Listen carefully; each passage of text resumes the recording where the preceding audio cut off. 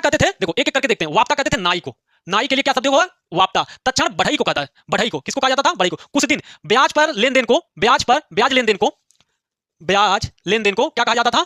लेन then को कुछ दिन कहा जाता था। दुहिता पुत्री को कहा जाता था, दूध होने वाली पुत्री कहा जाता। गोधुली, गोधुली मतलब शाम का बेला, समय का मापक था, ठीक है। गोधुली किसको कहा जाता था? समय का मापक था, समय का मापक था, ठीक है, समय का मापक था, ये ध्यान रहे। गवयतु दूरी का मात्रक, दूरी का मापक था, एक तरह से मापक, ठीक है, ये ध्यान रहे। लांगल हल को कहते थे, लांगल किसको कहते थे? हल को कहा जाता था। सीता जुते हुए खेत को कहते हैं, जुते हुए खेत को क्या कहते थे? सीता कहते थे। किवास कहते थे हलवाहा, हलवाहा, हलवाहा को क्या कहा जाता था? किवास। कुल्या किसे कहते थे? नहर को कहते थे कुल्या। अवल माने कुआं को कहते थे, कुआं को क्या कहते थे? अवल। धान्य के मतलब, धान्य मतलब धान्य नहीं, बस ध्यान रखना, अनाज को कहते थे धान्य, अनाज को क्या कहा जाता था? धान्य। भीषक भाई साहब, चिकित्सक, वैद्य को कहा जाता था, वैद्य, ठीक है। वैद्य जो होता था उसे क्या कहते थे? भीषक कहा जाता था। तो ये सारे ध्यान में रहे। वाप्ता नाई, तत्क्षण बढ़ई, कुछ दिन ब्याज के लेन देन को क्या कहा जाता? कुछ दिन। दुहिता पुत्री, गोधुली शाम के बेला को, अर्थात समय का मापक क्या था? गोधुली। गवयतु दूरी के मापक को क्या कहा जाता था? गवयतु। लांगल हल को कहा जाता था लांगल। सीता कहा जाता था जुते हुए खेत को। किवास कहा जाता था हलवाहा को। कुल्या कहा जाता था नहर को। अवल कहा जाता था कुआं को। धान्य कहा जाता था अनाज को। भीषक